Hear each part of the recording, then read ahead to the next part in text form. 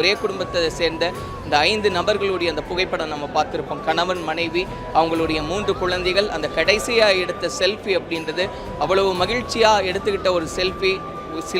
சில வினாடிகளில் அது மாறி இருக்கக்கூடிய நிலைமைகளை எல்லாம் நம்ம பார்க்குறோம்.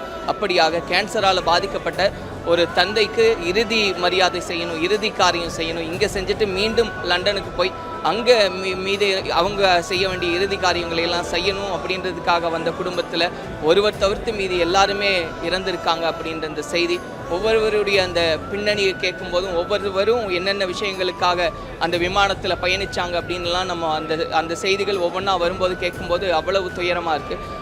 மணிப்பூரை சேர்ந்த அந்த விமான பணிப்பெண்களும் அதில் இருந்திருக்காங்க. நான் போயிட்டு 2 நாளில் திரும்பி வந்துடுவேன்னு சொன்ன அந்த பெண்மணி இன்னைக்கு இல்லை. அந்த செய்தியை அவங்க கிட்ட சொல்லும்போது அவங்க பட்ட கஷ்டம் அப்படின்றது சொல்ல முடியாத அப்படின்ற விதத்தில் அந்தளவுக்கு செய்திகளானது வெளியாகி இருக்கக்கூடிய காட்சிகளை எல்லாம் நம்ம பார்த்துட்ருக்கோம்.